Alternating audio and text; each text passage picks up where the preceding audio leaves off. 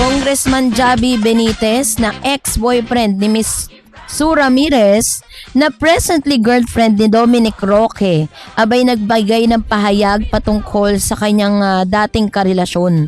So ano nga bang nakapaloob sa balitang ito? Yan ang pag-uusapan natin. But before that, if you haven't subscribed yet to my YouTube channel, please don't forget to like, share, and subscribe at hit mo na rin ang notification bell for more showbiz updates. Muli na naman naging laman ng entertainment headlines sina Sue Ramirez at Dominic Roque at ang Congressman Javi Benitez matapos ang naging pahayag ng huli tungkol sa relasyon ng kanyang ex-girlfriend at ng aktor na si Dominic Roque. Sa ulat ng PEP-PH na inilathala nitong May 21, 2026, tahasang sinabi ni Javi na naniniwala siyang endgame na sina Sue Ramirez, Dominic at posibleng mauwi sa kasalan ang relasyon ng dalawa.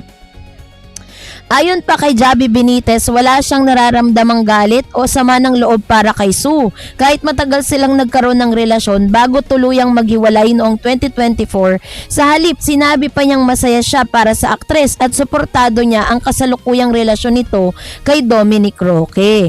Ang mas kinagulat ng marami ang kanyang pahayag na tila kumbinsido siya na magkakatuluyan ng dalawa balang araw. Sa interview na isinagawa ng Entertainment Press kabilang sa ang PEP-PH, diretsahang sinabi ni Javi, piling ko sila na magiging endgame.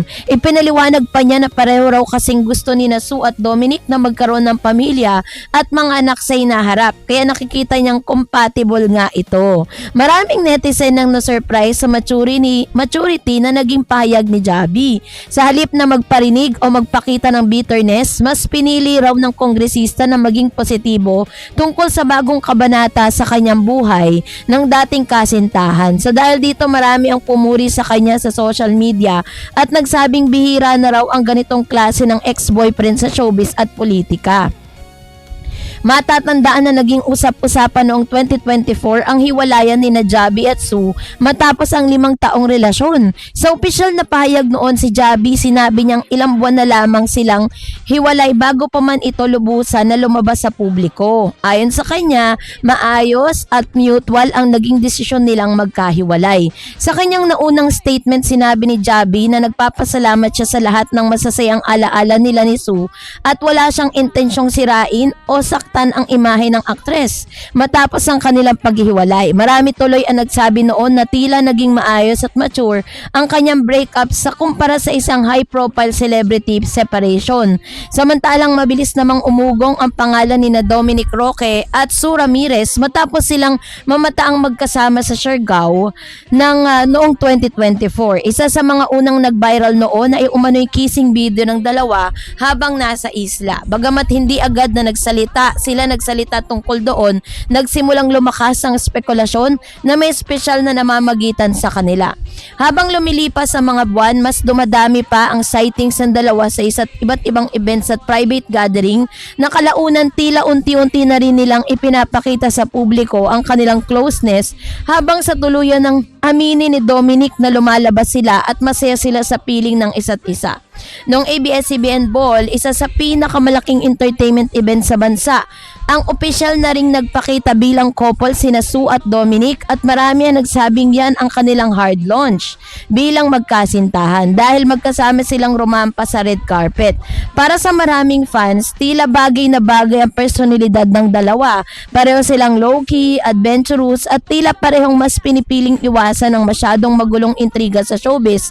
Kaya naman marami ang natuwa nang marinig mismo kay Javi na naniniwala siyang magiging matagumpay ang relasyon ni Sue at Dominic. Hindi rin may kakaila na naging malaking usapan ang romantic history ni Dominic Roque bago siya maiugnay kay Sue Ramirez. Matatandaan dati siyang engaged kay Bea Alonso at nakatakda na sa isang magpakasal bago tuluyang mauwi sa hiwalayan ng kanilang relasyon noong 2024. Noong panahong yon, naging laman ng entertainment news ang samot-saring haka-haka tungkol sa dahilan ng breakup ni Bea at Dominic.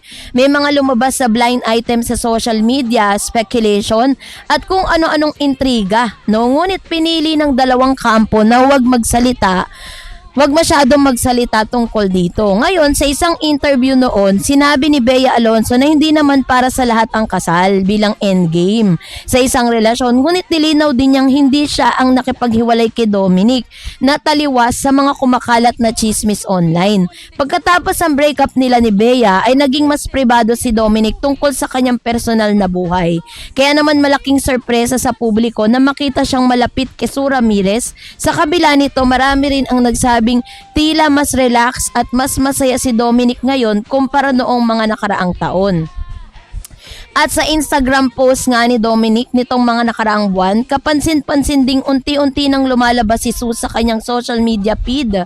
Isa sa pinag-uusapang larawan ay ang kuha niyang dalawa habang nasa dinner kasama ang ilang celebrity tulad ni Catherine Bernardo at Miles Ocampo. So dahil dito marami ang nagsasabing hindi talaga itinatago ng dalawa ang kanilang relasyon. Gayunpaman nananatili pa rin silang relatively private pagdating sa mga personal na detalye ng kanilang pagmamahalan. And nito ay naging usap-usapan din sa entertainment world ang naging pahayag ni Sue Ramirez tungkol sa posibilidad ng pagkakaroon ng anak kasama ng kanyang kasalukuyang nobyo na si Dominic Roque. Sa ulot ng bandera, naging bukas at tapat ang aktres sa pagbabahagi ng kanyang saloobin hinggil sa pagbuo ng pamilya at pagiging ina balang araw. Ayon po kay Sue, matagal na niyang pangarap ang magkaroon ng malaking pamilya dahil lumaki siya sa isang household na puno ng pagmamahalan at masayang samahan ng magkakapatid. So bilang bunso sa 5 magkakapatid, sinabi niyang nakita niya na mismo kung gaano kasaya ang may maraming kapatid at gaano kahalaga ang close family ties sa kanyang paglaki. So dahil dito, bata pa lamang umano siya ay naiisip na niyang magkaroon rin ng sariling anak balang araw.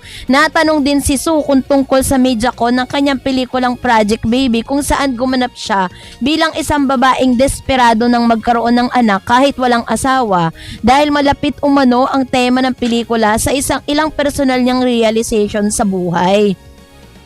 Naging emosyonal at very honest siya sa pagsagot sa mga tanong ng entertainment press. Sa kanyang naging pahayag, inamin ni Sue na dumating sa punto ng kanyang buhay na nasabi niyang mismo ang linyahang buntisin mo na ako sa isang dating partner dahil gusto na niyang magkaroon ng baby noon. Ngunit habang tumatagal at nagmamature siya, mas nauunawaan daw niya kung gaano kabigat ang kaseryoso ang responsibilidad ng pagiging magulang. Kaya naman ayon sa actress, hindi sapat na gusto mo lang magkaanak dahil cute ang babies o dahil marunong ka mag-alaga ng pets. Anya, malaking commitment ang pagpapalaki ng isang bata at kailangan mo ring siguraduhin na emotionally, mentally at financially ready ka para dito. Sinabi rin niya na mahalagang piliin ang tamang taong magiging ama ng iyong anak. So dito na nga po nabanggit nitong si Miss Sue Ramirez ang pangalan ni Dominic Roque. Ayon po kay Sue, nakikita niyang magiging mabuting ama si Dominic kung sakaling magkaroon sila ng anak sa hinaharap.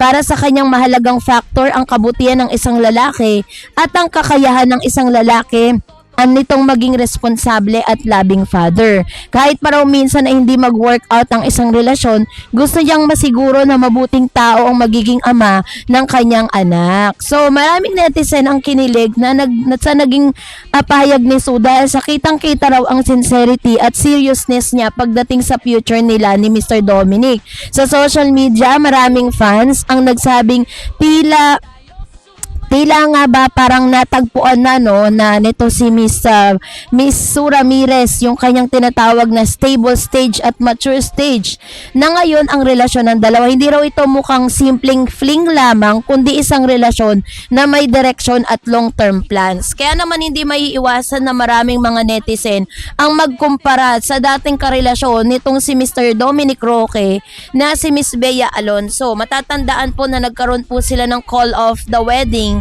matapos po ang hindi pa nire-reveal na dahilan ng kanila pong pagkakahiwalay sa mismong kung saan talagang engaged na po sila, nag-engage na si Dominic kay Bea, and parang ang isa sa mga reason din is tungkol sa prenuptial agreement. So Sana nga po na totoo talagang matagpuan na nilang isa't isa at ano man po yung wish netong si Miss Sue Ramirez at Dominic Roque at ni Mr. Javi na isang congressman ay maganap na. So kayo po ano ang inyong saloobin patungkol dito, mag-comment kayo sa comment section. And that's it for today. For more videos and updates, please don't forget to like and subscribe, and please don't forget to follow my Facebook page, Dar Eds TV and Dar Eds Channel. God bless everyone!